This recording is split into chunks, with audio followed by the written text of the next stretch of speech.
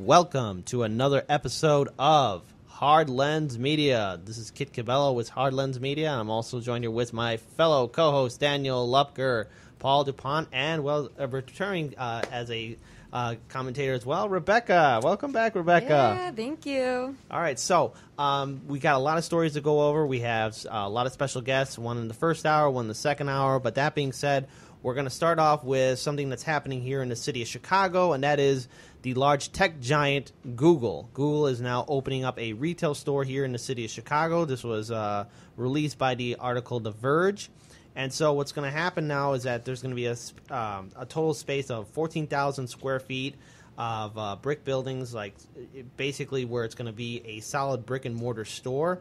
And this is just another example of, I guess, these large tech firms coming here in the city of Chicago. We already know that Google does have a small headquarters here in the city. And, of course, you know, there's now a growing concern that perhaps this might attract other large tech giants and other large Silicon Valley-related corporations such as Amazon. As we all know, Amazon has its eye on looking to where they can put a new headquarters at in one of the major cities here in the United States, and Chicago is one of them. So, guys, I want to get your input on, the very fact that Google has a brick and mortar store. So I think it's always interesting to see these tech giants, which have Amazon is a really good example of this, more than Google is, of shutting down a lot of retail stores that are family-owned. And as we know in America, small businesses account for 60 to 70% of all employment. Of course, most of the profits goes to the corporations that are like Google or Facebook or Amazon. So a lot of these businesses have been shut down. A lot of their growth has been stagnated because, again, like places like Amazon being such strong competition, not having to pay sales tax, having all these other logistical things that they can be going for in a climate where people don't have the money to really choose a local business if they can save $5 on Amazon. And now that many of these businesses have been hollowed out, what are we seeing? Well, we're seeing that these tech giants are now building brick-and-mortar stores after the competition has gone down. And, Google isn't specifically in that camp, but as soon as they start building brick-and-mortar, then they're competing with other tech companies. I'm interested to see what they create. They already have, Kit said, a small headquarters here, but it's interesting. Well, they're a company that doesn't predominantly rely on hardware sales, but they're moving into that arena a lot more. It makes sense that Amazon was sort of the first company that displaced a lot of actual brick-and-mortar stores and started actually putting in their own. I guess Apple was in that camp too. I was also a primary hardware company, whereas Amazon was books. But Google's products traditionally have been web-based.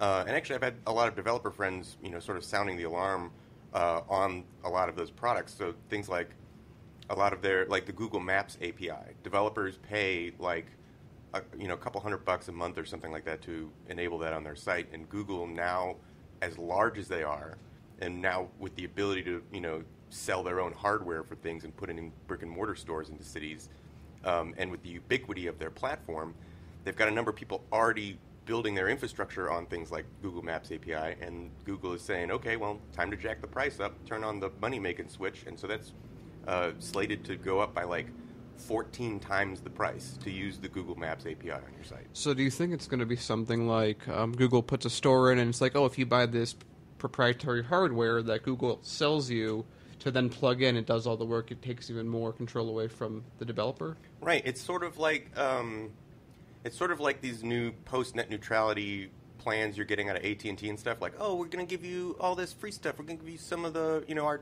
direct TV or whatever our corporate partners television owned, we'll give you that for free so we can get you on our platform.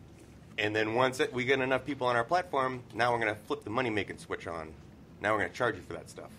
It's pretty nefarious in some way. And I know this is diverting a little bit from the fact that we're talking specifically about a brick-and-mortar store, but this is the industry we're talking about. This is the way they think and operate. Build trust, build ubiquity with their products and services, get people to buy in. All right, now that we got you, now that you don't really have anywhere else to turn, start paying us money. Yeah, and it's something interesting, Rebecca. Yeah, I mean, that would be a shame if we had to start paying for Google Maps. Is that kind of what you're thinking? Not the consumer. So that would be like web app developers. Like, you ever go on a website and they have like an embedded Google Maps widget? Yeah. Those widgets, they pay for the ability to embed those on a site. That cost is going up. Oh, geez. Yep. Okay. Yeah. So it's just the same as you have an audience. Well, Google says we have our audience. Apple says we have our audience. Everyone's kind of corralling these audiences and then leveraging the freeness of the audience to both sell to advertisers and then simultaneously say, well, if you want to get to our audience, which has people that you need if you want to do things, and like you said, it's the ubiquity of the product. Everyone uses Google Maps. So if you don't have a Google Maps plugin, well, then you're going to lose business. Wow. And that's something we definitely got to look into. But we do have to move on to another story that is extremely important and relevant. And Rebecca, you're talking about how California is dealing with this wildfire and how Trump is responding towards it. So what's really going on there in California? I understand there's a big wildfire and then Trump somehow screwed up again. Yeah, actually, there's a lot of wildfires in California right now, and it's really sad. In 2017, we had 6 of the most destructive wildfires in California's history. So 30% of the top 20 most destructive wildfires in California history happened just last year. And now this year, it's very early in the wildfire season. These can go on through January even. And we've already we've broken the record for most destructive and largest already in 2018. And those records were broken last year with the Tubbs Fire and the Thomas Fire. So to get into the details right now, in Shasta County, the Carr Fire has destroyed 1,600 structures, and this is in the area of our beloved redwoods. I want to go there, and explore the park, but unfortunately now all the air is totally polluted. All of the anyone that lives there is deeply affected by this. They're afraid they're going to lose everything. The other fire is the Mendocino Complex Fire, or the Ranch Fire, where 280 structures have been destroyed. And this one has covered 331,000 acres, which means it breaks the record for the largest ever. Isn't that like the size of Rhode Island or something like that? Yeah, I think so. I mean, it's unbelievable, the size of it. And so that beat the Thomas Fire last year in terms of size. So we can't even say, one of the arguments by scientists is, okay, maybe it's more destructive because we have so many more people there and more infrastructure. But then again, the argument is, well, we're also covering way more ground in terms of destroyed acreage. So basically, Trump's response to this was really devastating. I mean, he tweeted out that he basically is demonizing California once again because he hates California, and he's saying that it's their fault because they're diverting the water they need into the Pacific Ocean, which is just a complete lie. It's just a silly statement because in scientific terms we call those rivers. So he's just trying to beat around the bush and gaslight people. And really what he's doing, I have this article from The Guardian, and it states, the Trump administration's own budget requests for the current fiscal year and the coming one propose slashing tens of millions of dollars from the Department of Interior and U.S. Forest Service budgets dedicated to the kind of tree clearing and other forest management work experts say is needed. So obviously he's not helping the problem. He's working against climate change in California. Let me see here. I'm just going to read a little bit more to give an idea of how the EPA is responding. The EPA tried to justify freezing standards of claiming more fuel-efficient cars will cost consumers money by increasing new vehicle prices and will thus allow also increase road deaths because few Americans will buy newer, safer cars. This is some tortured logic. If Americans were to buy new cars, they'd save money, and those vehicles would save thousands of dollars. Moreover, the particulate matter to which the vehicles are a major contributor cause up to 300,000 premature deaths per year. Decreasing this pollution by increasing fuel efficiency will save lives. The Trump administration denies the reality by claiming that some pollution is just fine. Basically, at the end of this, it just says that the Trump EPA hired a scientist who argued that the air in America is a little too clean for optimum health, which is a total oxymoron. Doesn't make any sense. Like, help, we're in the twilight zone. And the conclusion is that the Trump administration wants to open more public land in California to fracking and oil drilling.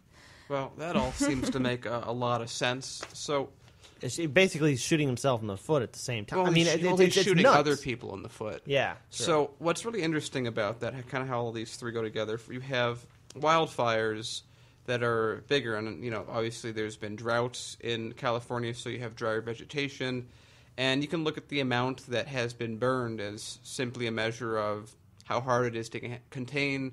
It's not like fire is a new thing. Fire has changed physically what it is.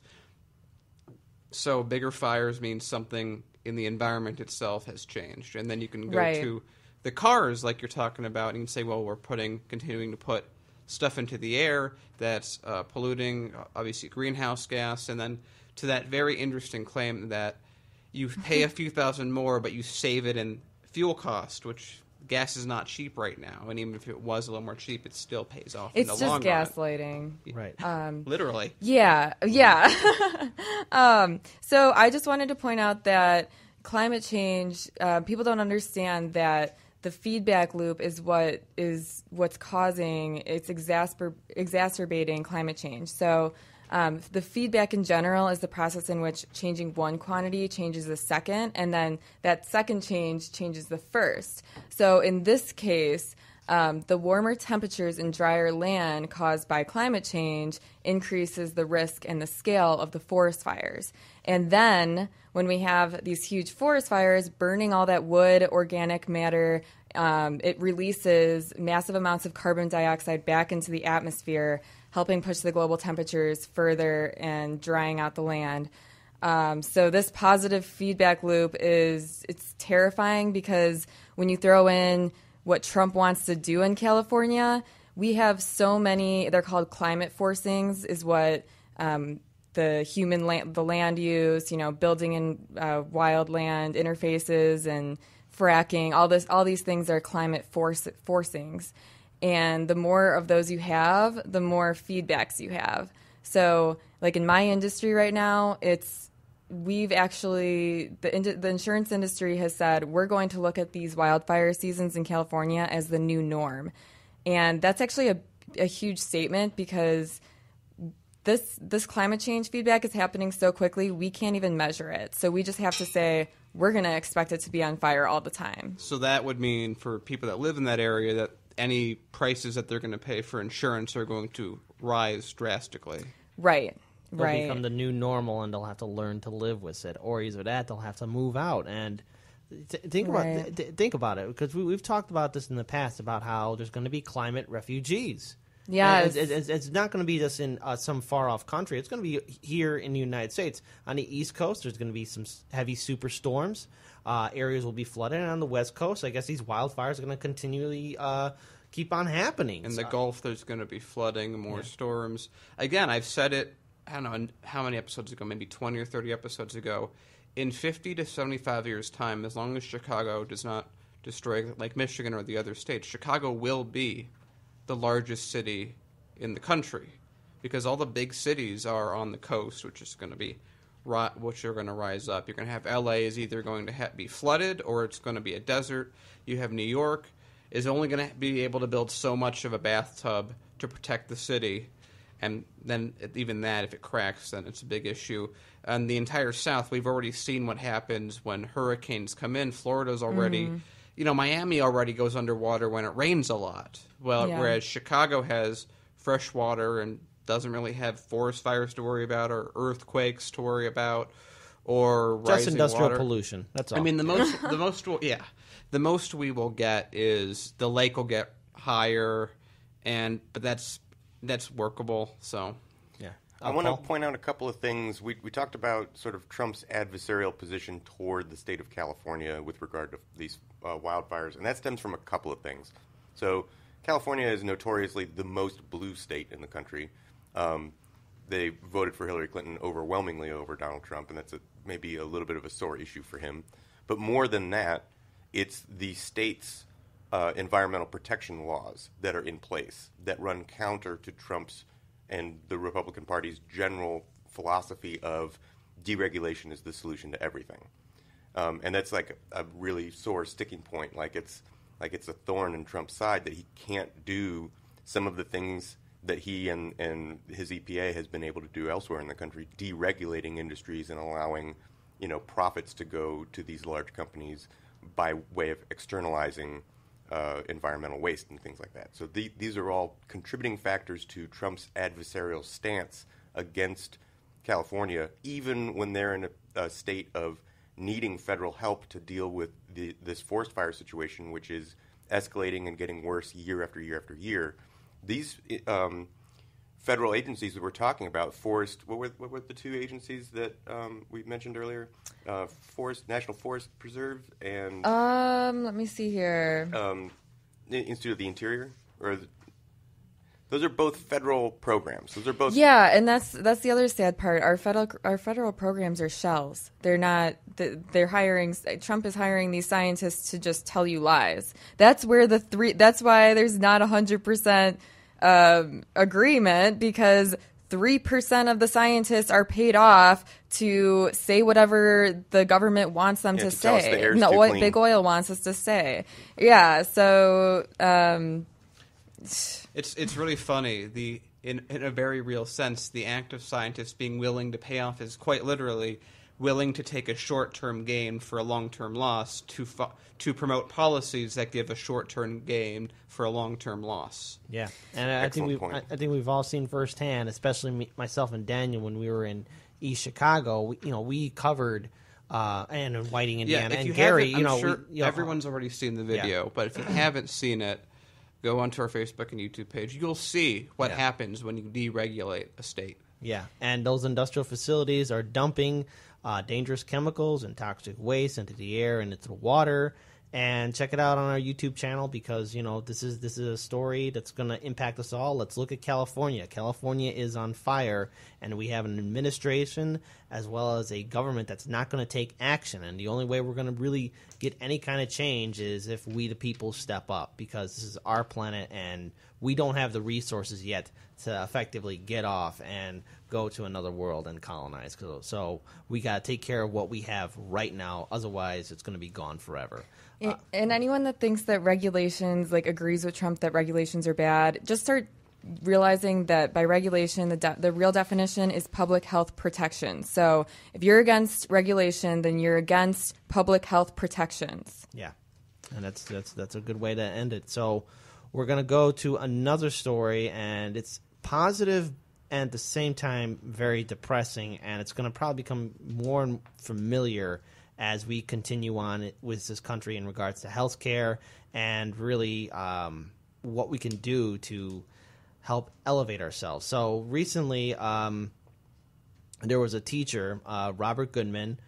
He lives in Florida, and he was diagnosed with colon cancer in May 2018, and he used up the last of his annual sick leave to receive treatment. By July, it was all done, and Mr. Goodman was released, and he was due to return to school within 2 weeks or take unpaid leave. So he was up against a corner. So he was definitely scared and frightened, and his salvation came when his fellow teachers were able to exchange sick leave with one another, and in this case, donated to him so that he would have 100 sick days to basically battle this dangerous form of cancer. And he's extremely grateful, and these teachers really, came out to help their friend and colleague. But let's take a step back. How come we don't have a real strong single-payer healthcare system here in the United States? It shouldn't be people sacrificing their own sick leave so that one of their colleagues doesn't have to come back or risk losing his job. I mean, what these people did was heroic, but don't put people in that scenario to where they have to do it. I mean, we have countries in Europe, Canada, Great Britain, and other first world countries that have a functioning single-payer healthcare system where their teachers don't have to do this. But yet here, the United States, a rich and powerful country that can waste money on the Joint Strike Fighter that doesn't even do its job, or we're able to give so much money to the military-industrial complex, but yet we have no money for our public schools or even have affordable health care. I mean, we never ask how come how can we afford this large military budget, but when it comes down for universal education or health care, for example, our congressmen and women are always saying, well, how are we going to get the funding for this? So I'm very happy that Robert Goodman is able to have a happy ending, but now I'm also thinking about these same teachers that donated their sick leave. What if something, God forbid, happens to them? Because we've said this time and time again, it takes one bad day here in this country to either have a dangerous accident or even get diagnosed with a dangerous ailment, and people can lose their job, their home, their car, their family, and be pushed out into the streets. So I want to open the floor up about this story. I mean, it's a wonderful story to hear about, but at the same time, too, it's depressing because it's again, this horrible mentality of, oh, you're on your own and you got to rely on donations, when in fact we have the resources available for people to get single-payer health care, but yet we have a country that refuses to take action, or a government that refuses to take action. So every time I hear one of these stories, it just chips away more and more the idea that we're a first world country. A first world country doesn't have coworkers chipping in sick days so that you can survive cancer. This is a system where if you're given a few sick days a year, that's like, oh, you got the flu, go get better. But even for a school, to not have something in place for, I don't know, cancer to happen, where you have to rely on the generosity of your coworkers. So if this guy, I mean, he seems like a very nice guy, everyone seems to be helping him out, but if this guy wasn't, like, just to have kind of an example, well, this guy could be in hundreds of thousands of dollars in medical debt and have no job and therefore be homeless, and then cost whatever city he's in about $70,000 a year, or, of course, if he has cancer, if he doesn't get it treated, die. So that's not how a first world nation, that's not how the system of a first world nation operates. That's how the system of a lower tier nation operates. That is the system of a nation that can't afford treatment, or in the unique case of the U.S., chooses, as Kit said, to build $1.5 trillion strike fighters that can't actually be finished, to put in $1 trillion a year to the military budget. It's the same country that can do all that and then critiques candidates. I'm reminded of that discussion with Alexandria Ocasio-Cortez and Cuomo, where she's talking about, oh, we need Medicare for all, and his answer is, well, how do you pay for it? And she says, well, why does no one talk about how do we pay for the military? Why does no one talk about all the things that we get money for at the drop of a hat? No one talks about the tax cuts, giving people money. No one talks about any of that. But when you have the audacity to say that in a first world nation, people shouldn't go bankrupt and lose their job for being sick, that's a question too far. This story represents a system that of its own design is not meant for most people. It's meant for those that can afford it. Yeah. And it's that simple. I love that we all kind of walked away from the story with the same read of it, because it's very much presented as like, here's your feel-good story. Look at how this community came together to help this guy out when he was in a time of need. And it's like, excuse me, we shouldn't have to do that. That's excessive. Like, either Medicare for all could be a system that is put in place that maybe he could run out of those sick days and then go on unpaid leave and it not be a problem because he's not going to go bankrupt because of it. Or you have a system that accounts for the fact that humans occasionally have serious illnesses that require time. Yeah. Rebecca? Yeah, I mean, it blows my mind that people have to go to work when they have cancer. And I don't think that students want their teachers to be there when they have cancer, when they should probably be resting and hopefully, fighting for survival. I actually shared a meme on this story on Facebook because it really hit a nerve with me. I think that we all have our own stories about healthcare, but it just seems like the hardest working people in our country are the ones that end up getting left for dead. My mom raised us by herself. I'm one of 6 kids. So she raised 6 kids by herself, and she owned her own distributing business and truck.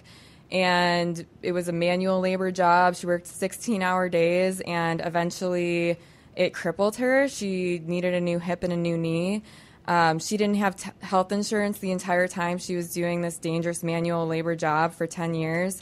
And thank God for Medicaid at the time. And when she was 56, she was able to get a knee replacement and a hip replacement. But if that wasn't the case, my mom would be crippled right now in some thrift store wheelchair. And now she's almost 60. She doesn't have any preventative care. She basically had to try to get back on some sort of Medicare. And now with Trump being president, she said it was much more difficult. There was more paperwork. There's co-pays now. It's just she can't even get to a doctor until September 1st now, when she started trying to apply in March. So it's just a battle, I think, for everybody in this country. And I think sharing our stories help because we all need to come together and realize we need to change this, or we need to change this. What this is a tipping point in regards to what are people willing to put up with anymore? Because if the corporations are going to keep on getting these large tax cuts and the top 1% are able to have access to health care, whereas we, the people who are doing all this work, and look, you don't have to agree with us on our policies, but I mean, let's say the conservatives, okay? You guys are working hard too, and if you guys have one bad day, okay, you might get lucky to have a few donations or some people to help you out, but that's not the case all the time because everyone in this country is struggling right now. Let's take a look at some of these large retail corporations like Walmart, for example, where their workers are working below the minimum wage, and let's say one of them gets pregnant, they expect her to come back to work just within the next 2 weeks or so, or something like that, something ridiculous. They're not giving them proper long maternity leave, and it's like, really, that's what you're expecting out of people, to just keep on working until they die? I remember when I was struck with pneumonia, I literally couldn't move. I was bedridden for at least a week and a half, almost 2 weeks. And I'm lucky that I had health insurance. But I can only think about somebody else who would probably be in the same shoes I would be in and not have health care. Right. There's so many people that maybe we just made it in our stories, but there's so many people that don't. Yeah, and that's what hurts. And it's it's becoming a growing majority in this country. Poverty, one of the main causes of it is because of somebody being afflicted with a heavy ailment, a dangerous accident, and they're unable to pay the ridiculous medical bills. I would almost say that at this point, it's a punitive punishment. The system is designed so that if you have the audacity to get sick, well, you just lose everything. Mm-hmm. Now, I want to go, because already majority of people agree that Medicare for All or some similar system is the way to go out of this. I would say that makes a lot of sense. It's what everyone else does in the world. So actually, I want to go to even what Europe does. So in the case with Europe, you get sick like that. The employer gives you paid time off, and you have a lot of time to do that. You go to a doctor who may be, like in Scandinavia, capped to only charge you maybe $250 a year for whatever treatment you have. You were then healed of the affliction, and then you go back to work. And another angle to look at this is this guy that had colon cancer. It sounds like if he got his colon checked periodically, as people that have health care and have the money to do so do, he wouldn't get them, as it would have been noticed, probably noticed early enough. Exactly. Then they would have needed a much more non-invasive, not as expensive surgery, or maybe not even a surgery. Maybe he just needed something lesser than that to deal with it. and then he never has to even take those time off to begin with. There's such a absurdity in how we do deductibles, how we do co-pays because preventative health care is so much more effective. It costs so much less. It's so much less invasive. It's so much less time-consuming to just get a shot or to have a checkup than it is to wait 2 years until you have colon cancer that is of the level that this guy is dealing with. So we're not even doing it if you're from a capitalist mindset of, oh, well, if they don't get health care, it's their choice. We're not even doing it cost effectively, because doing it the way that we do it costs the entire country more, because then people go to the emergency room and that costs tens of thousands of dollars that they can't afford, which then go to public costs, and the person that was making money for the economy is now taking money from the economy because of one thing that every other first world country is able to handle, but we're too rich and powerful to deal with. I want to take that one step further. That is a feature, not a bug, of the system, right? The system has this built-in feedback loop between insurers and pharmaceutical companies and medical device manufacturers, where you've cut up the country into these small little areas where these various insurance companies operate. Their pools are smaller than if you would have had a single-payer system, which would incorporate everyone, which decreases their negotiating power, but they don't care. They want those medical devices and pharmaceuticals to be elevated in cost because they will make more money. The pharmaceutical companies will make more money, and the insurance companies will make more money. And when you have this inflated cost, not only do you want to keep that going, but you don't want to have preventative measures. You don't want to have wonder drugs that cure diabetes, say. You don't want to be able to prevent major illnesses from happening because you're getting to charge giant sums of money for the medicines and the medical devices necessary to cure it. So you want to make sure that people get those illnesses because you're going to rake in that cash when they get sick. It is literally an industry built on the non-well-being and death of other individuals. Let me coin that. It's a system that converts the health of America into cash. Rebecca. All right, so, I think we do have to move on to another story that's related to this as well, and that has to deal with the outbreak of measles happening in 21 states, including our state of Illinois. Daniel, what's going on with this? So this is actually very much the other side of this coin, that on some level we've become so successful with how good we are with the technology of healthcare that people don't believe in it. So in this case, we have 21 states that have reported 107 cases of measles, a disease that our grandparents and great-grandparents had to worry about. It's not normally deadly, but it can be deadly. So you have a number of people, a number of children who have become afflicted by this disease. So measles is really terrible. If you look it up, it's just a horrible disease to go through, especially when someone is a child. It was a scourge, just like polio was in the past, that we corrected. We got corrected it because of vaccination. Now, actually, on some level of it, people don't vaccinate because they don't have the money to pay for a vaccination. That's one pool of people. But the one I really want to focus on is the people that don't vaccinate because they don't believe in vaccines. I think vaccines are known as the invention that has saved more lives in human history than any other invention. I believe they've credited over 100. It may have been like 100 million, but I might have that number wrong, of people that have not died because of vaccines. So, guys, you got to get your vaccines. I don't get why this movement is still going. There is an anti-science movement on the right where they say oil can do no harm, the air is too clean, that we need to have the air be dirtier, so therefore we must frack, we must drill for oil. And then on the other side, you have people that read one article that goes against 10,000 that says vaccines are fake or they cause autism. And it's very interesting to me because I've talked to a number of people that kind of have that mentality. Oh, well, wouldn't you be terrified if your child got autism? It's very interesting that they prioritize the life and death issue less than they do autism. Or in cases like this, if your child, because there's a thing called the herd immunity, where certain people just don't have a good immune system. They're sick or whatever it may be, and they can't get these vaccinations without severely harming them. And it requires, I think it's for most 95% of the population has to be immune to these systems so that it doesn't propagate outwards. It's the opposite of a viral video in a respect.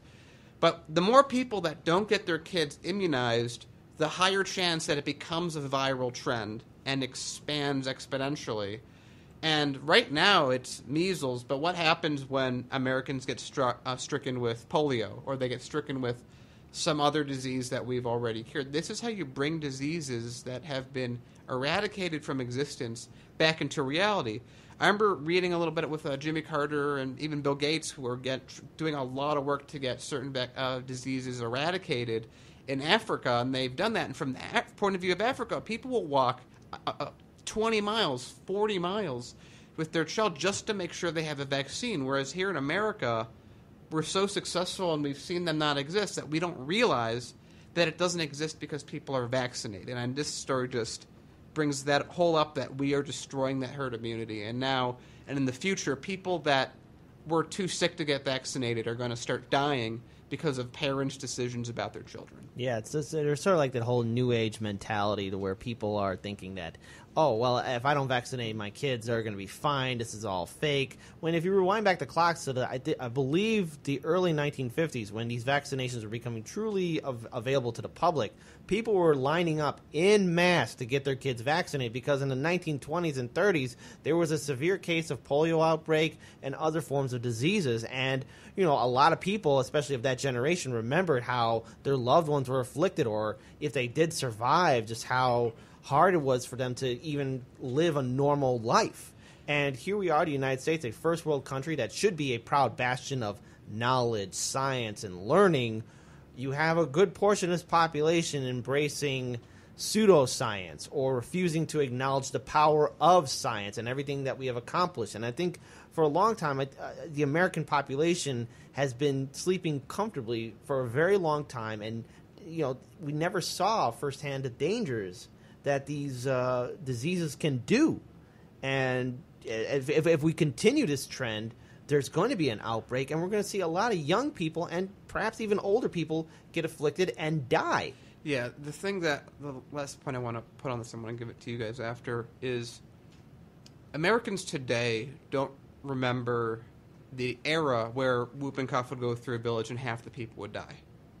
That's how these diseases, that's the relationship we used to have with these diseases through much of human history. In fact, all of it except the last 100 or so years. That was the relationship.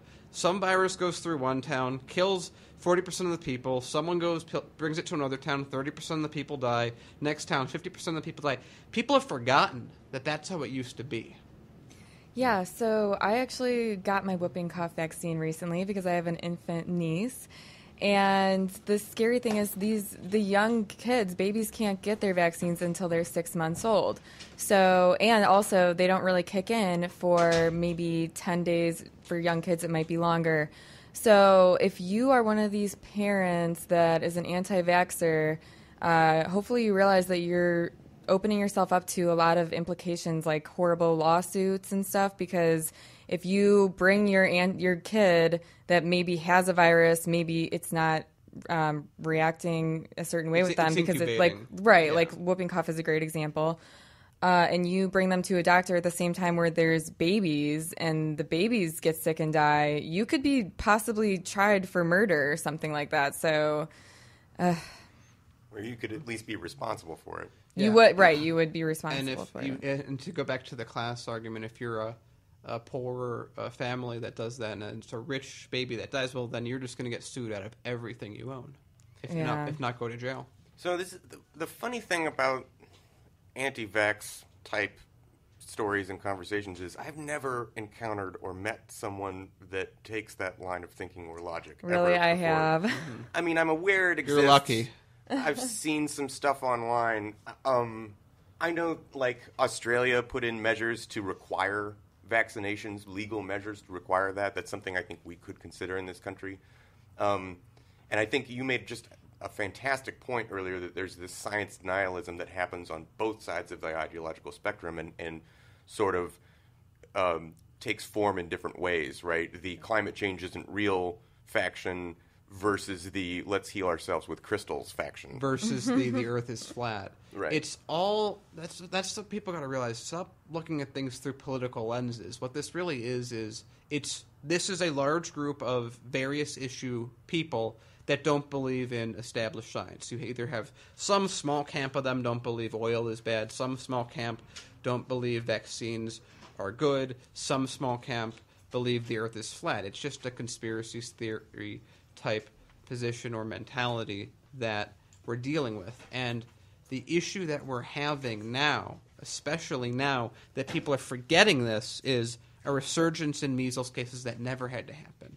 And the less people that get vaccinated, the greater the chance larger amounts of people will get sick. And the larger the chance that these things will propagate, and the larger chances that just we're going to have a illness that just, oh, wow, the 5% it probably won't be a 50% because a lot of people are vaccinated, but it will still sweep through these kind of enclaves that you see in certain parts of the country where I mean, it's not going to be like the areas that are most areas. It'll be like these little enclaves. Like, in California has a few of them where they have a lot of people that don't want to vaccinate. Those are going to be the communities that get those really terrible circumstances. And then, of course, what's going to inadvertently happen is I've read some cases with people that didn't vaccinate, then had something or someone die in their family. They're like, oh, wow, I guess I made a mistake.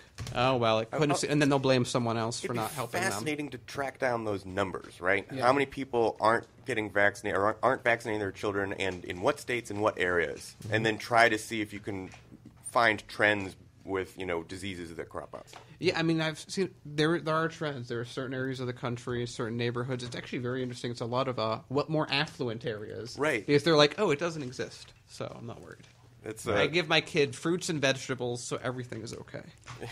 I think it's like it stinks that they generalize it too, because I think a lot of it possibly comes from the flu shot, which is a totally different type of vaccine. The flu, there's so many different strains. You can only make a vaccine for a particular strain, and then they mutate. So, and the other thing, they'll get the flu shot. The flu actually evolves very quickly. Right. And so they'll say, well, we think that in 6 months' time, by the time we make this flu, that this is what's going to happen with a 60% chance of it occurring this way. Rolling the dice. They're not always right. And then some people get a flu shot that go, well, this is fake. Definitely not real. Yeah, and then they just generalize it to Yeah. everything. All right. So with that being said, we're going to be moving on to our first guests of the first hour. Both of them are representatives of Black Lives Matter, Women of Faith. Let's make sure their sound equipment's working good. So I definitely want to introduce them. We actually met them at the Lakeshore Drive protest as well. Can you two please introduce yourself to our viewing and listening audience? Dr. LaShawn Latrice. Dr. Amina Matthews. So essentially, I know that you two have been, really big in regards to talking about, the Van Dyke trial.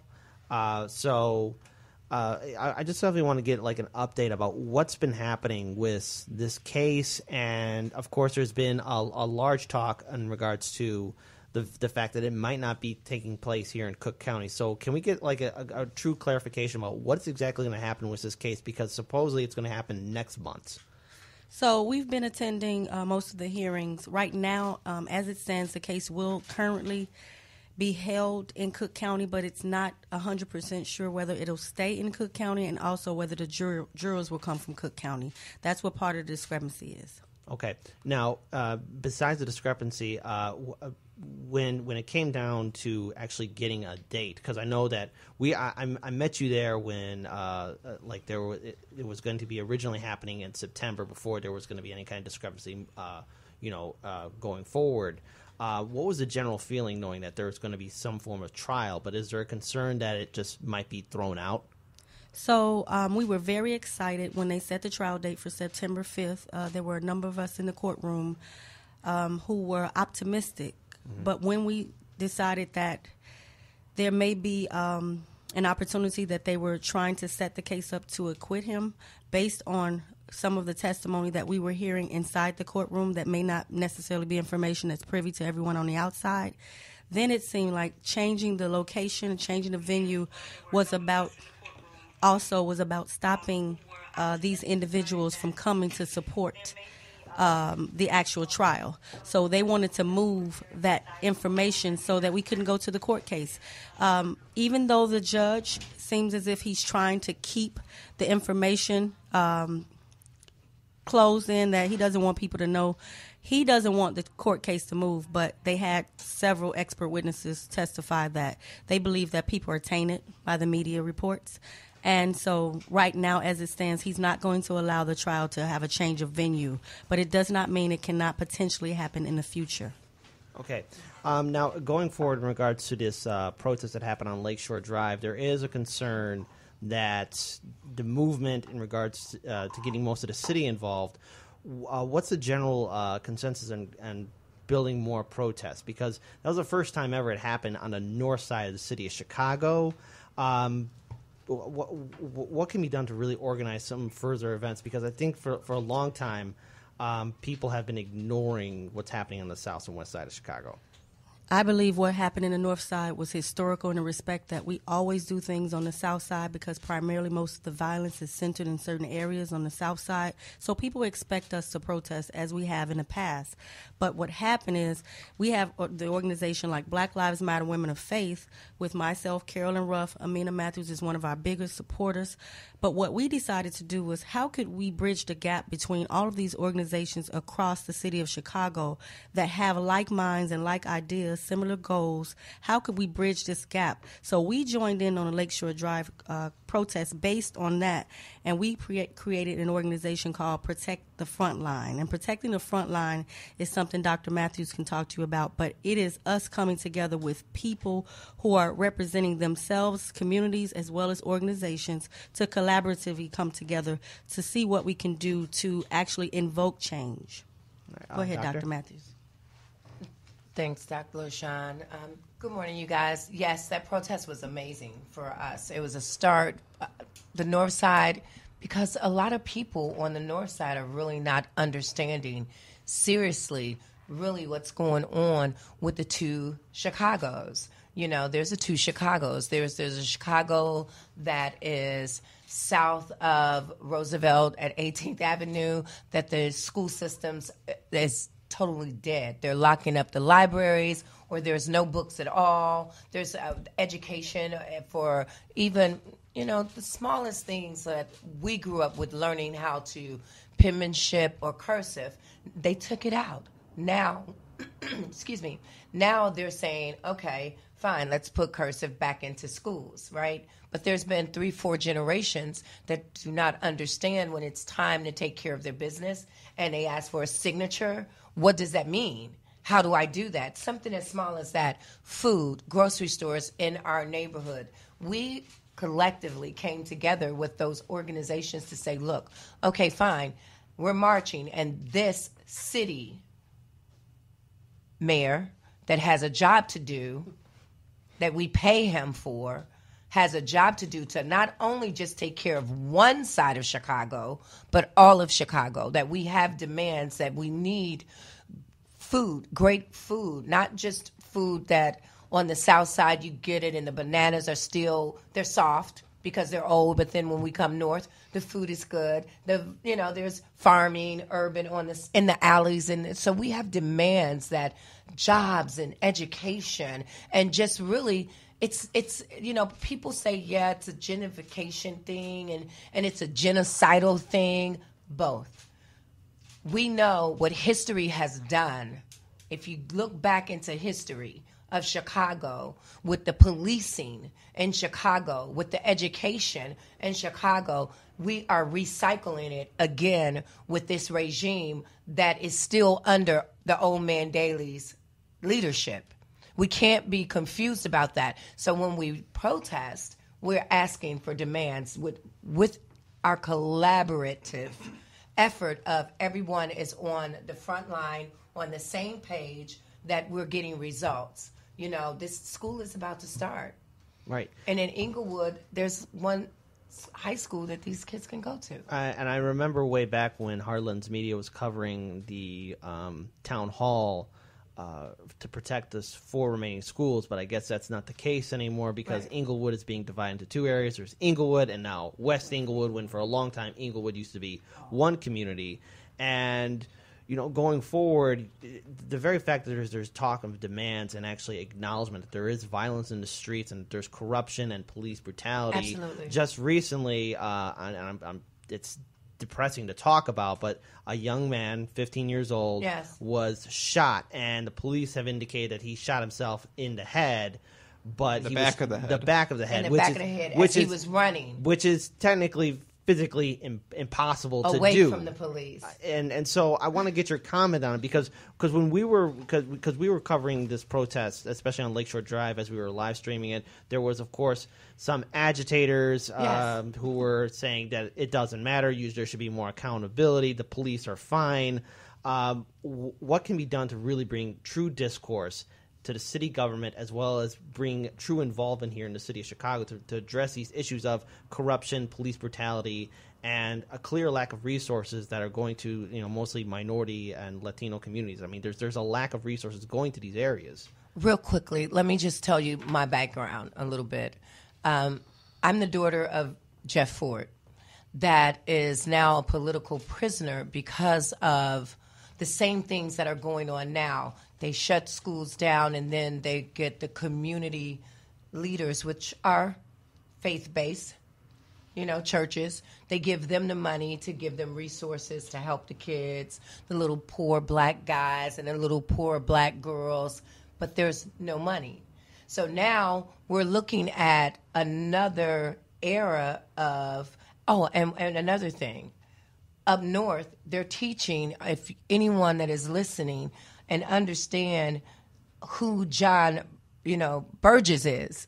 You understand what I'm saying?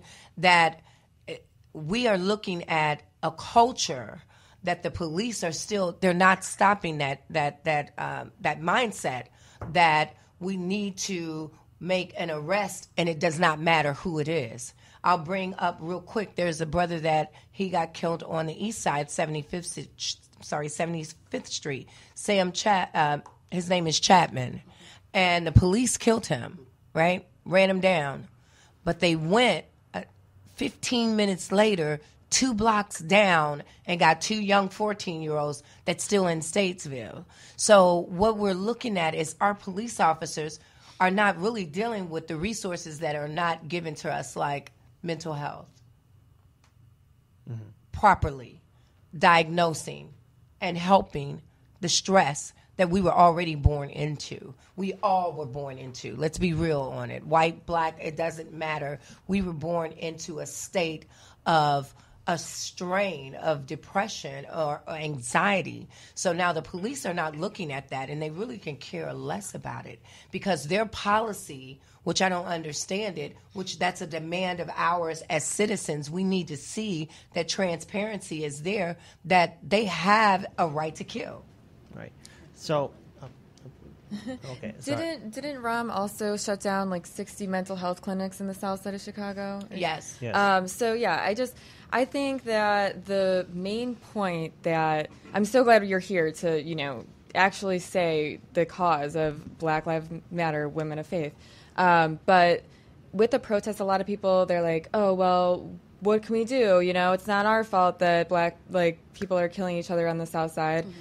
That's their argument. But the truth is, the real argument that everyone needs to be communicating is that Rahm Emanuel closed down 50 schools on the south side, 60 mental health clinics. He's the one causing the violence because poverty causes violence. Absolutely. And alleviation of poverty is the solution. But we have to understand, and Dr. LaShawn can weigh on that, we have to understand not just Rahm Emanuel. Right, the whole... We're talking about Reiner. As soon as he got in... Right. As soon as he got in, he shut down and made it very hard for a mother of 4 babies to get a job. You have to get a job if you're going to be on TANF, Temporary Assistance for Needy Families. Back in the day, we called it public aid, right? Getting food stamps and some assistance for help or whatever. So what he's doing is, and that's a good point, he's allowing, this is what I know for a fact, and if you look at it, he's allowing the madness in the city of Chicago on the south side, because that area of Inglewood, that area of Woodlawn, that area is a very prime area for gentrification.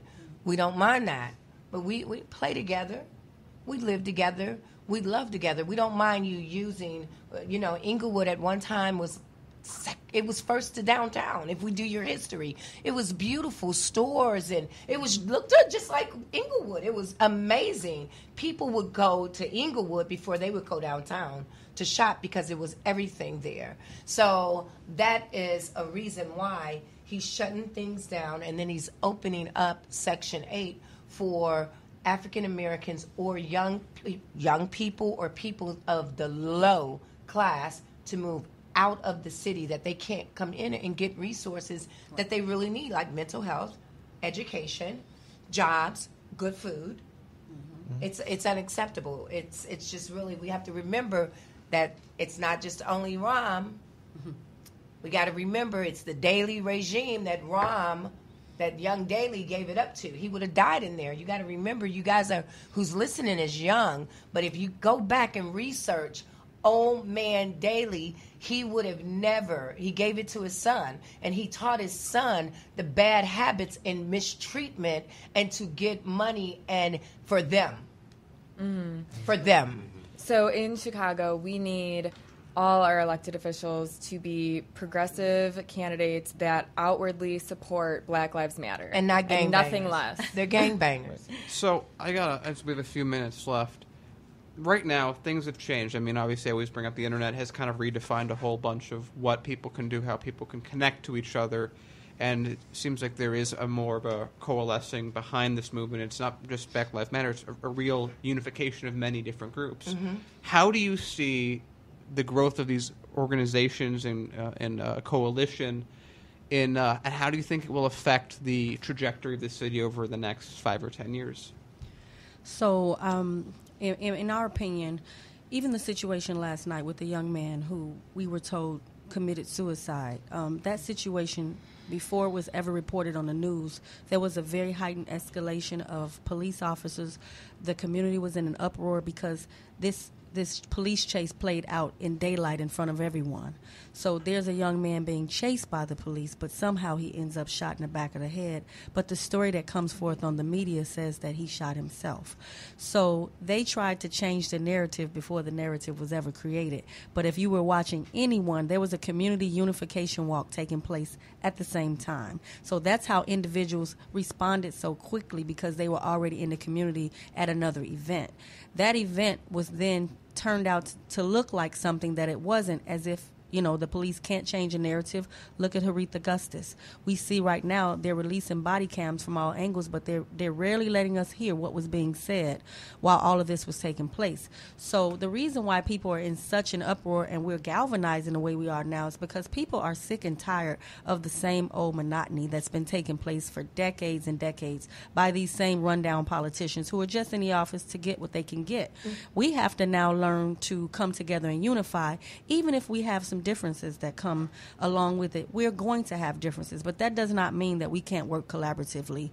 We have to understand that we have to put some solid demands down. We can't be asking for permission. We're past that. So we're representing Black Lives Matter, Women of Faith. We're representing protecting the front lines, but we're representing the communities where our families live. We have to come outside every day and deal with the same stuff with the police being harassed. All of that type of stuff. Our children are afraid to drive down the street because now they're getting harassed. So we have to now come together and say enough is enough. It does not matter what the color of our skin is. Right now we know that there are certain privileges that exist within different parts of the city, and there is a tale of two cities. But what we have to remember is, as long as we continue to try to join forces together, we can make a much louder noise as a unified voice than we can individually. That's a very good note to end it on. And before we go, I want our audience to remember that Chicago is a hyper-segregated city. And in order for us to progress forward, there needs to be more involvement. This is stuff me and Daniel and everyone else here at Heartlands Media always talks about, community involvement and having a strong presence on social media and sharing, because corporate media is not going to talk about it. Or if they do, they'll only give it a 2-minute or 5-minute spin. And what happened to this young man who is 15 years old, just a child still, he gets shot in the back of the head, and then it's reported that it's suicide. It seems very familiar to what happened to Laquan McDonald. It seems very similar to what happened to that young man who was a barber who was shot, I believe, 4 weeks ago. So I think for our viewing audience, so they can learn more about you guys, to where they can contribute, volunteer, where can they find you guys online and on social media? So first, Kid, I want to let you all know we have a Feed the Homeless event, Black Lives Matter Women of Faith, next Saturday, August 25th from 2 to 7, 642 East 47th Street. We're inviting everyone out. The event is free. We would like you to join in, bring families, children, and we are expecting the homeless to come so that we can serve food, and everyone is welcomed. That's the event number one. Black Lives Matter Women of Faith, you can look us up on Facebook. There's a number of groups, 2 groups, Black Lives Matter, BLM, Women of Faith. You can look up myself, LaShawn Yvonne Latrice, or Carolyn J. Ruff, and you can also look up Protecting the Frontline and Dr. Amina Matthews on Facebook as well. We are having regular meetings that we would like to invite you all to, and if you all stay tuned on what's going on in the social media world, you can see the events that we're a part of, because we want people to know we're there for support as well. All right. And Doctor, you had a final note? I just want to, even though with the shootings of the police officers, that is just really unacceptable. I don't know if you guys had seen it, but one of my little godsons that I mentored ever since he was 17, he and another gentleman, Martin, they were in Inglewood, and they just was shooting the breeze, and they came up on the police making the driver of the, because they use the freights to bring the guns in. We know that, off of 69th and Armitage. We know that. So now they're doing it another way. They'll leave the truck, and they'll take the guy like they're arresting him, and they'll take the lock off the door. And whoever, of course, what do you think? In the middle of 59th Street, it's a truck there, and they'll open it, and whoever gets close to that door, they'll arrest him. So we woke up yesterday morning, and he filmed it, and it was over 1 million views, 2 million views. So we're understanding that how the police have their culture of setting us up, and we need everybody. And Dr. LaShawn said it very well. Protect the Frontline is a coalition that la-di-da-di, anybody, white, black, Asian, Muslim, Christian, Jews, don't even have to believe in anything but just humanity. You all can look us up. I'm Amina Matthews on Facebook, Instagram, The Real Amina Matthews, and then you can follow where are concerned for our community and where we're going to be meeting. We have different satellites where we meet. The first satellite we were at on 75th and St. Lawrence, which that is a mosque, and then we met at the mosque on 75th, which is Mosque Miriam. And those are the satellite sites because we want to make sure that it's a neutral ground. And we're going to be on the north side. We're meeting. So we just want you guys to look out, and we need you. We need you. We thank you very much for having us here. And we're not going anywhere. We would love your support, and we would love to be supportive to you guys. Thank you. Thank you so much for joining Heartlands Media. And to our viewing audience, if you like what we do, Heartlands Media, we have a Patreon page. Please support us. That's the main heart and backbone. Other than that, we're going to take a quick break, and we'll see you guys in the second hour. Peace, everyone.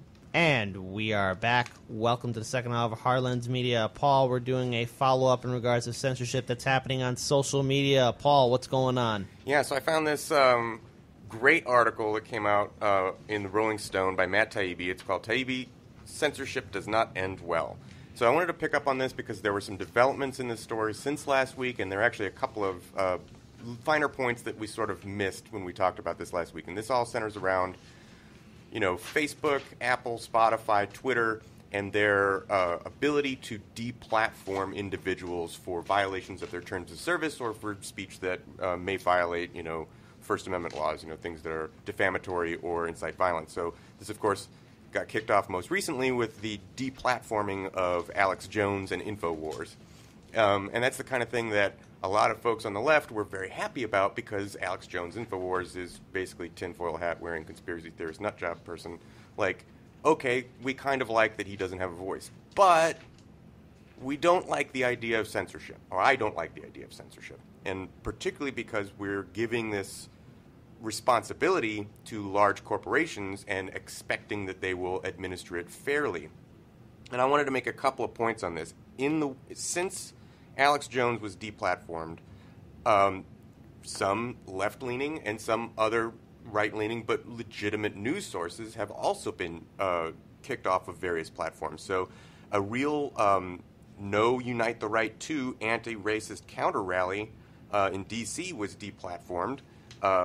A group called VenezuelaAnalysis.com was suspended, although it was eventually reinstated. A couple of libertarian-leading individuals have been kicked off of various platforms, and this is problematic. This is it's not even, we don't even have to make the slippery slope argument. We're 3/4 of the way down the slope. Here's my point. In a system of government where you have large corporations wielding, excess power within that system, you can kind of think of that system of government as a corporate system of government, corporate-owned government. A corporatocracy. A corporatocracy. So in a corporate system of government, corporate censorship is state censorship. It is the same thing in my mind. The other thing that I really wanted to point out is that there is collusion between the government and these companies on this. So it all kind of got started back at the beginning of this Russiagate fiasco, where you've got Facebook CEO and Twitter CEO being dragged into Senate Judiciary hearings saying, how could you let fake news, which is a not very well-defined term, and these, Russian disinformation campaigns show up on your platforms, when really what they were mostly mad about was the DNC email leaks that happened on WikiLeaks, which is real information. It's real news. Maybe you can criticize how it was curated or how it was released or the way in which it was obtained, but it's real information and real news. But you're saying now, government is saying, hey, you private companies, you got to get on this and make sure fake news doesn't get out there.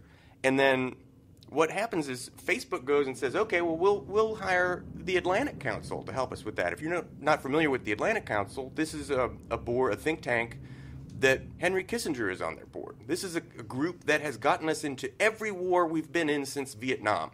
This is a group that's highly embedded in our government and is extremely political. So now you've got the government. I believe there's also a lot of CIA analysts that are on that board as well. Rabidly anti-Russia. It's guys on the board own the company that CrowdStrike, which is the ones that loudly said Russia stole our documents from the DNC. So now you've got the government telling private companies you need to get on this censorship thing, and those private companies circling back and getting the slimiest, scummiest, right-wing, warmongering think tanks that are embedded with the government to do their dirty work of telling us who is and isn't allowed to say stuff. How is this not censorship? How is this not state censorship? People saying, oh, they're private companies, they can do whatever they want. This is a problem. This is a big, big problem for news journalism in our country. Yeah, they're just going along with what the government wants because they don't want to be punished. They don't want to be shut down or take any riff from that. But, Facebook is actually working for the U.S. government and the Israeli government. The Israeli government even came out and said, yeah, Facebook has fulfilled 95% of our censorships that we requested. And it was mainly Palestinians that were protesting, for their rights. So how could you somehow say that protesters that, are requesting civil liberties are somehow hate speech? It's not a real thing. Well, if you view them as inferior, it's pretty... Either way, the point that we're getting to, I think that's the main point that Paul's bringing up, is that this is censorship with extra steps. This is the government... There's two angles to this. One is these large social media platforms, which are ostensibly the new town square of America, are ubiquitous and if you get kicked off Facebook, there's no Facebook alternative that you can go to. It's just Facebook for a certain type of platforming. That's as large and has as much reach. Well, but even the style, the Facebook has a certain style that there is no competition. YouTube has a certain video style that there's no competition. Instagram, they're all the same, that they all do something to a degree that no one else can do, and there's no competition if you get knocked down. And it takes a long time to build up an audience for. So we talked about it last week, that we think that the real answer is that you make these first of all, you have to have a process put in place that includes the legal process. If you want to kick someone out, just like you would with regular speech, if you're going to bring someone down, it has to have a judge should be the one that signs off on that.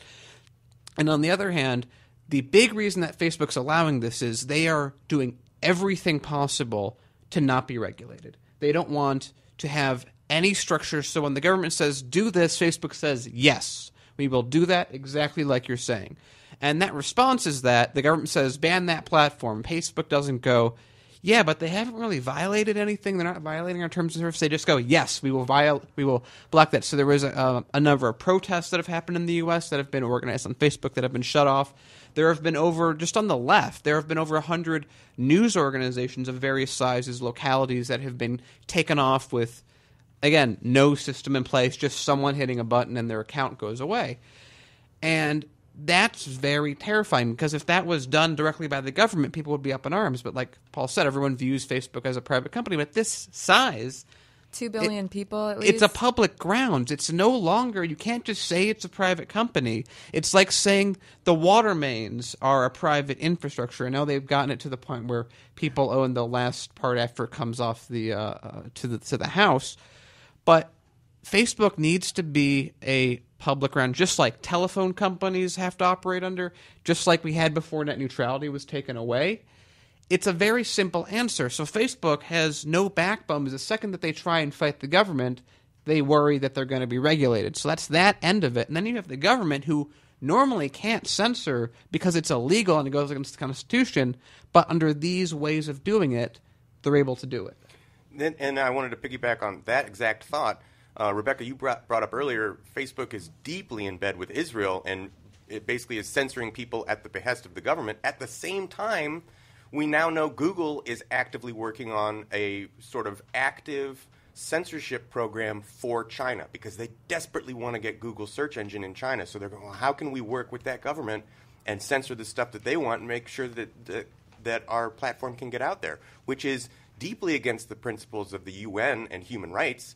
And it demonstrably shows that these companies, while they started off with mottos like "Don't be evil" and "Trust us," we're going to be free and open for everyone, are very fast on the track to saying, "Hey, governments, who do you want us to silence for you? We're happy to do that." That's what's going on. And that's what we're don't regulate us. Don't regulate us, and we'll silence whoever you want. Yeah, and it's just a sad example of the current state of affairs, and we have to remain vigilant, because look, what happened to Alex Jones, yes, it's somebody who we disagree with on everything. He's a disgusting human being, but the very fact that it happened to him, and now look what's happening. A lot of progressive and left-wing sites are being shut down. So that means it could happen to Hard Lens Media. It could happen to the Young Turks. It could happen to Lee Camp. It could happen to Jimmy Dore, Tim Black, Nico House, and everyone else who is a progressive, left-wing, libertarian, or open. Anyone that says something that the government doesn't agree with, ostensibly. Right. So we have to remain vigilant. We have to remain on point, and we have to, keep aware that there is a system that's trying to silence speech, and it's our social responsibility collectively as citizens to remain actively involved and to have our voices heard. That being said, we're going to introduce our second guest for the second hour. She is one of the executive directors for Chicago Hope for Kids.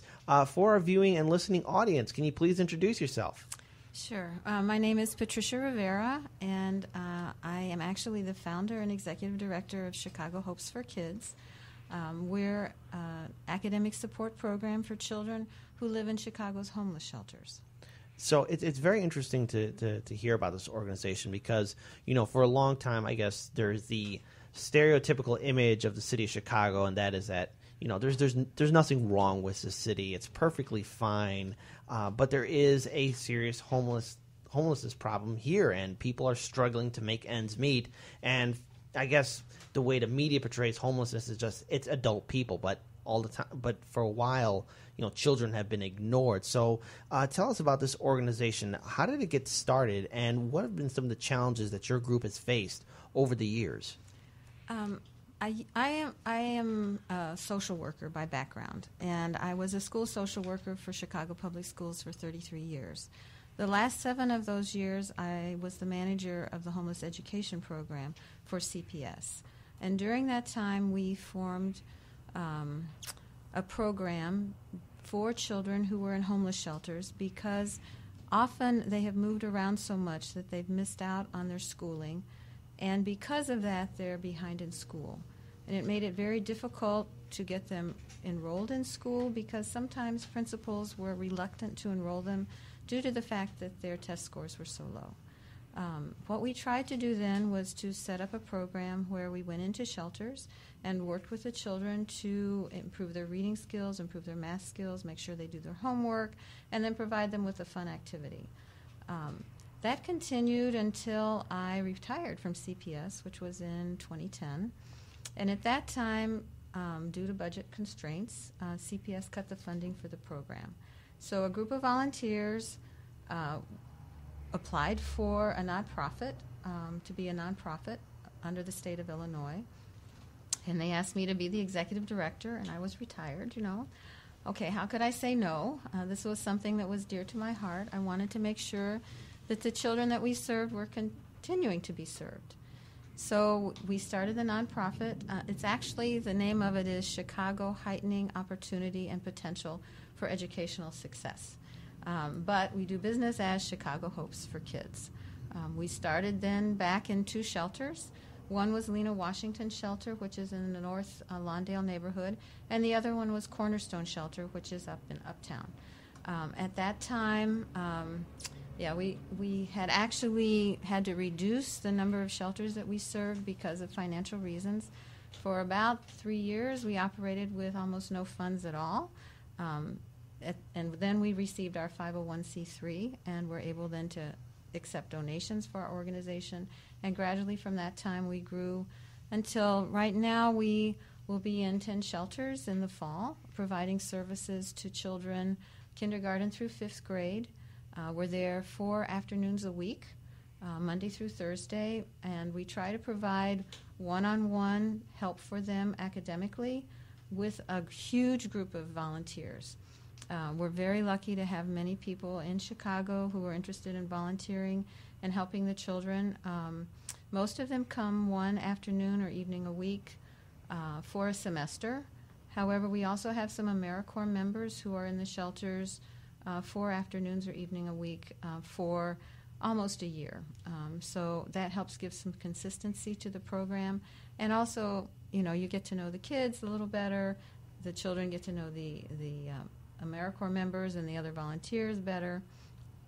So we want to have a consistent presence as much as we can and provide, again, some academic support for the children to also help with their reading and math skills, and then to provide a fun enrichment program for them. So we have a lot of partners, too, who help us with enrichment. Organizations like Mad Science, Code Play Learn, the Poetry Foundation, Modo's Dance Company, Harmony, Hope, and Healing, which is a music program.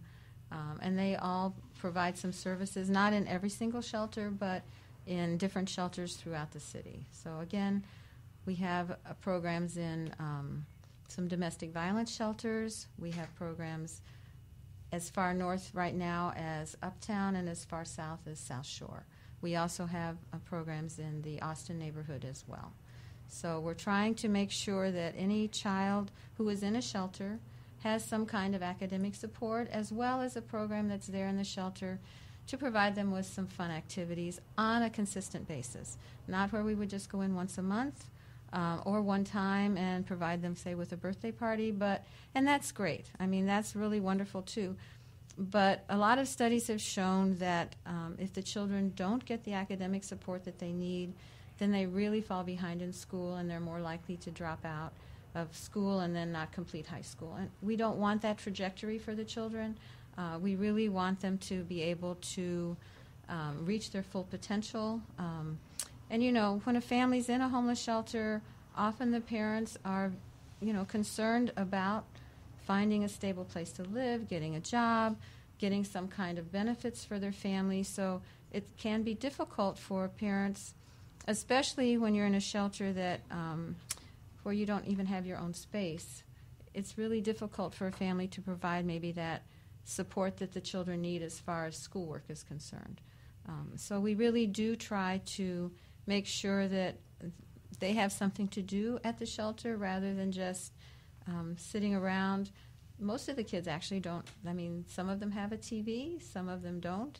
Most of the shelters don't have any kind of a Wi-Fi that the parents can use. So again, we're trying to bring in other things for the children. We're trying to get computers for them, Wi-Fi, maybe get a hotspot for the shelter so that we can provide that type of program for the children. So whatever we can do to help the kids is really what we want to do, because we'd really like to see in the future that they don't become homeless as adults. Right. So I'm pretty sure, interacting with a lot of the children, there is obviously talk about the schools that have been shut down, especially in a lot of low-income minority communities. And how has that really affected a lot of the kids? Because, some of these schools, this is where they would go for after-school activities. There would be a safe space for them to be at. But now, since the majority of schools have been shut down due to Mayor Rahm Emanuel's policies, what has been the long-term impact on a lot of these kids, especially those that are homeless? Well, what seems to happen when you're a child experiencing homelessness, what we have always tried to impress upon the parent, if at all possible, please have the child attend their school of origin. Now, their school of origin is the school that they had been attending when they became homeless, or it's the last school they attended. Again, that's to give the child consistency as far as their schoolwork is concerned. It's in order for them to maintain their friendships with their other children at the school, to understand how the school works, to know their teacher, not to have in the middle of the year or several times a year for them to move and have to make new friends. So we do ask the parent, if they at all possible, that the child go to their school of origin. Now, when schools are shut down, that becomes an impossibility. So children then have to go to another school, and usually it's a school possibly in the neighborhood where the shelter is located. However, something that happens with shelters is that children and families do not often stay in the shelter for an extended period of time. They're in maybe for a semester. Sometimes, if the family is lucky, they're there for a year. Most of the time, they're not there for more than that period of time. If the family does find permanent housing, that's wonderful. They move out of the shelter, they go into a different neighborhood, there's another school there. Now, I don't know if any of you had the experience when you were young about changing schools, but when you change schools and you're young, you often don't know what to expect. You sometimes wonder if you're going to make friends, if the school is different, in a different location. You don't know exactly how to get to the school at first. You also might be, you might have different subjects that you learn about in school. You might have different books. In Chicago, there really is not a curriculum that goes throughout the city. You don't have the same books if you go to a different school. So it's getting used to all those kinds of things. The lunchroom situation might be different. You might have recess or you might not. The bathrooms will maybe be in some different place. So every time you go, you're changing things. You're trying to get used to something new. So it makes it difficult for a child to keep changing schools. And then so because of these schools being shut down, it just makes it even just that much harder for them to be able to catch up academically. Right. I mean, that really is an issue for the children, and I mean that's why we have our program actually. So I'm curious, just to get you spoke that now you've gotten a little bit more funding. You guys have been in more shelters. How many kids have gone through your program, and is there any statistical anything that you can show that they've gone on to do better than would otherwise be predicted? Well, this past school year, we served about 325 children through different times in the school year. We have a fall program, a winter-spring program, and then a summer program. And what we try to do is at the beginning of each semester or the beginning of each session, we do what we call a reading assessment. And then at the end of each session, we do another reading assessment to see about their academic progress. And what studies have shown in the past was that when children don't get any kind of academic support, they either stagnate in school or they regress in school in their math and reading scores. Well, when we provide that academic support, all of our children, well, let's say 85% of our children, have gained at least one level in their reading during that semester.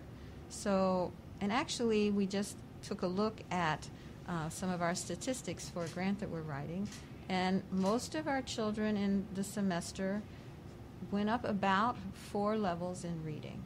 Now, this is not 4 grade levels. This is, we use what we call the Fontes and Pinnell assessment, benchmark assessment system, and so we do measure, though, the increase in the levels of the children.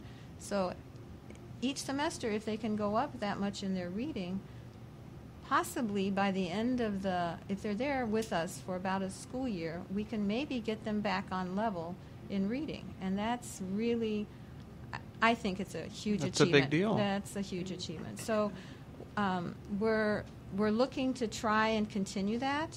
And whenever we go into a new shelter, we try to set up a program that will help the kids to advance that way in their reading.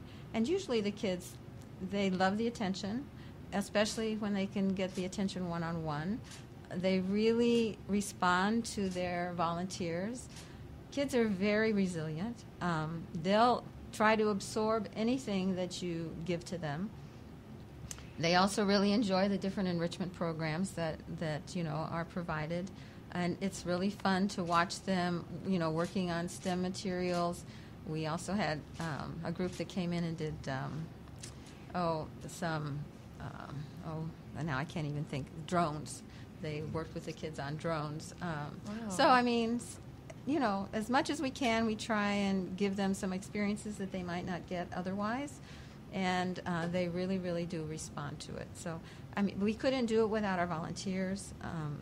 We have over 200 volunteers in any given semester, and as we reach out to other shelters, we really need even more than that, and we need our volunteers to stay with us, if at all possible. So, wherever I go, I try to say, if you'd like to volunteer for one afternoon a week for a semester, please, go to our website, which is chicagohopesforkids.org, and sign up to be trained to become a volunteer. We have to do background checks on everybody, though. You cannot go into a shelter and work with children unless you have a background check. Right. So we do that. Okay. So I actually grew up, I'm one of 6 kids, and my mom raised us by ourselves, and eventually our house got foreclosed on. And I would say that was probably the most traumatic thing as a child, is just losing that sense of security. And so I would do you see that in the kids, that they've experienced this trauma, and do you have anything that's geared towards emotional rehabilitation? Or it sounds like this program as a whole is great for them emotionally. Well, all of our kids have been through that trauma. Yeah. They've all lost their home. And they actually got kicked out as young children, which is just so heartbreaking. So, they've all been through the trauma. So what we do also with our volunteers is try to provide some extra training on trauma-informed care, so that when we work with our children, we have an understanding of not exactly what they've gone through, but kind of how to respond to the trauma that they have felt. And I think really one of the big things is to provide consistency, and to let the kids know that you care about them. Yeah. It's if you just go once and then you don't go back, it really is, again, okay, It's like what another happened? lack of security. Right, another change, Yeah. another change. So that's why we really try and be there 4 afternoons a week or 4 evenings a week at each of the shelters. And even though sometimes the volunteers change, there's the consistency of the program. And actually, we have a little bit of structure to our program, too. We do a snack, of course, every day. We do a time when they do their homework with their volunteer. We have a time they do reading or they're read to. We have a read aloud, and then we have enrichment, and it's kind of based on the read aloud. So each of the programs has this structure, and so that even if they go to another shelter, and if we're in that shelter, they can continue the program. So that's why we want to have the program at every shelter that doesn't have an after-school program, whenever we can throughout the city. Yeah. But it is Thank you for extremely everything. traumatic for the kids. Yeah, I mean, I just hope for a day that we have some sort of law that says, no, you can't kick a child out of their house, their home, But until then, thank God we have you and Hope for Kids. Yeah, I was going to ask, really along that same line, are there any institutional changes or changes within the law that you would like to see to help put an end to homelessness or at least help abate it? We need affordable housing. I mean, that is the thing that we don't have enough of. And it's not just in Chicago, it's in other parts of the United States as well. But we need affordable housing. And a lot of studies have shown if you have affordable housing, if you are able to have families who don't have income, that's what part of the Chicago Housing Authority was all about, too, was providing affordable housing. We've lost a lot of affordable housing in the city, and unfortunately, not enough of it has been replaced. So we have, we still have the issue of homelessness, even though we've been trying to combat it for a number of years. And having affordable housing, I don't think you're going to have the issues of homelessness. I mean, maybe you'll have some, but then hopefully people can be rehoused very quickly. And with that affordable housing, with families in housing, there are a lot of other issues that won't happen because the kids are in homes. And there's a general, I guess, point of view that most Americans have been, for lack of a better word, taught over the years, is that people that are homeless they don't have jobs, and it's that simple. Whereas in reality, about half of them or more are actually working at any given time. These aren't just parents that are sitting around doing nothing. Has that been consistent with your experience, that even though that they are homeless, they still do have jobs? They may be remedial jobs, but they still have jobs. Yes, and most of our families that we work with are women with children, so it's very, very difficult to have some people taking care of your children, and then you're also working a job where you don't get paid well. You have to be able to afford daycare. You have to be able to afford after-school care or something to take care of your children. So, it's kind of a catch-22. If you have kids, it's really hard for you to get out of poverty. It's really hard for you sometimes to get out of homelessness. I was raised in a two-parent home, and I was very grateful for that because my parents, my dad worked, my mom was at home. We didn't have a huge amount, but we had a home, and we had both parents there at the home. So that's not always what happens with our families who are in the shelter system. We do have some that are intact families. We also have some families where it's dad plus kids, or we have some families where it's grandparents plus kids. So, I mean, there are all sorts of different family structures that are there, but for the most part, families do not want to be homeless. They want to provide for their children. They want to have a stable life for their kids. And, we're working with children. The shelters really are working more with the adults. We're working with the children, and pretty much at least half of the people who are homeless are children. Right. So Right. They're innocent. please don't dump all this on them. They're just there. Yeah, they haven't done anything. Now, in regards to this, because it's really sad to hear what's happening to these kids and how they're struggling. It's quite clear that you're providing a service that is desperately needed. Has there been any outreach from the city government, anyone, the aldermen, or even the mayor's administration, in regards to reaching out to you, in regards to how to help the people or find affordable housing, or at least has there been any kind of open communication between your organization and the city government on how to deal with this crisis that's happening in our city? We've had some communication with aldermen. Right now we haven't had particularly any with the mayor's office, any communication with them. We've had some communication with some of our representatives. Again, we don't really work with the parents. We try to have what we call family game nights at the shelter. We also try to have a parent program at some of the shelters where we try and bring in resources to the shelter. But it's really the shelter staff, the case managers who are working with the adults to help them get jobs, to help them get some kind of money to deal with other issues, such as either public assistance or Social Security or SSI, those types of benefits. Make sure they're receiving the SNAP program, make sure that they're on a list for affordable housing. So, our focus is more on the kids. We just want to make sure that they have a program at the shelter level that is going to be there for them. I am very, what do I want to say? I think it's really good, the people who are in the shelters, who are the case managers at the shelters, because it's very hard when you have a limited number of resources in trying to find areas that can help the parents. So, again, I don't want to take responsibility or say that they're not doing a good job. I think that they're doing a really great job trying to provide with the resources for the families. But our focus is with the kids. But I know that if they all had affordable housing, that probably our organization, there would be no need for it. And we'd have to find some other type of volunteer work to do.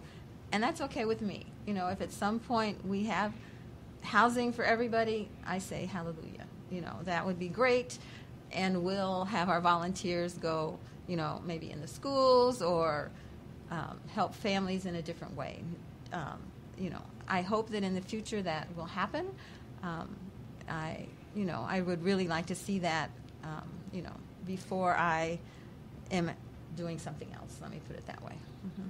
Yeah, so the social workers you were saying that try to help with resources for the parents, it's another catch-22, like you said, because they're trying to also help them find affordable housing and stuff, and it just doesn't exist. So, that's probably the frustrations that can come into play there. Yeah, and it's not just for our families. Mm-hmm. Although because you have a lot of kids, it's harder to find affordable housing because you need, more than one bedroom. Mm-hmm. But it is for, every homeless individual. We really do need, or any individual experiencing homelessness, we really do need to be there for them for affordable housing. I mean, if you're ill, if you're mentally ill, if you're, whatever, if you're disabled, if you have housing, it's a lot of issues that you might then be experiencing.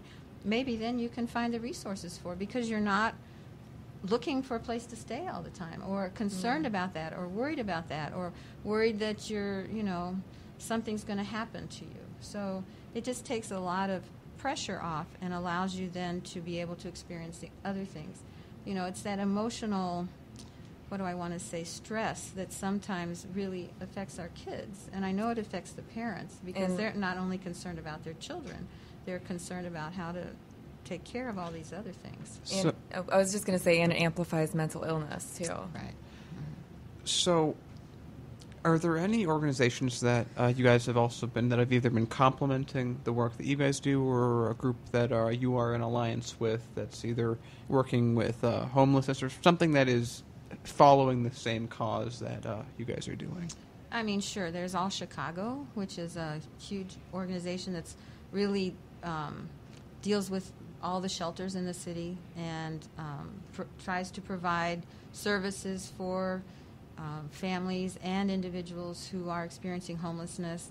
They also have what they call, I think it's a rapid rehousing program, or it's a prevention program, where if you are like behind in your rent or you're behind in your utilities or something, you can call 311 and ask for short-term help. We also work with the Chicago Coalition for the Homeless. Of course, we work with the shelters where we have our programs. We work with STLS, the Students in Temporary Living Situations of Chicago Public Schools, to try and make sure the kids are in school and that they have resources that they need in school. And then again, of course, with all our partnerships, we're also part of the Chicago Literacy Alliance, CLA. We have our offices at the Literate Center. And the focus of that is making sure that we have a literate population in Chicago, not just for children, but also for adults. So, there are a lot of organizations that are really out there helping us, and a lot of organizations that are, helping in the shelter system as well. We have a lot of grantors, and we have a lot of individuals who are donors who are, helping to pay for our programming. And we couldn't do it without them as well. So, And, I really hate doing this because, we have such awesome guests here on Heartlands Media. We want to keep this conversation going on and get the word out. So this one final question is for you. I'm pretty sure a lot of our viewers who are listening to you are motivated and want to help out and contribute. So where can they learn more about Chicago Hope for Kids online and on social media? Because I'm pretty sure there's a lot of people who just hear the story and say, how can I help? How can I contribute? Well, they can always go to our website, which is chicagohopesforkids.org. We have a Facebook page. We're on Twitter. We're on Instagram. So, any of those platforms, they can, like us and, share the story, and then also apply to become a volunteer. They can also call our office, and that number is 312-690-4240, and they'll get me if they call that number. So I can then, send them to the person that handles whatever they're interested in doing. We've had a lot of people give school supplies that we then give to the children in the shelter system.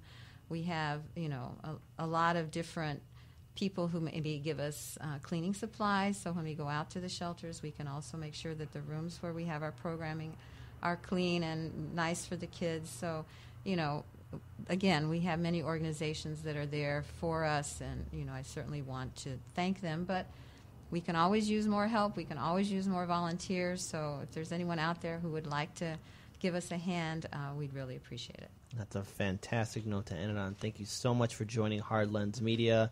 To all our viewing and listening audience, you're listening to us on Q4 Radio, 1680 AM. Go to q4radio.org. You can learn more about Heartlands Media on our website, heartlandsmedia.com. And if you support independent media and like the content that we're producing, we have a Patreon page. To everyone who's a Patreon supporter, you are the main heart and backbone to everything that we do here on Heartlands Media. Other than that, peace, and let's all do what we can to build a better future.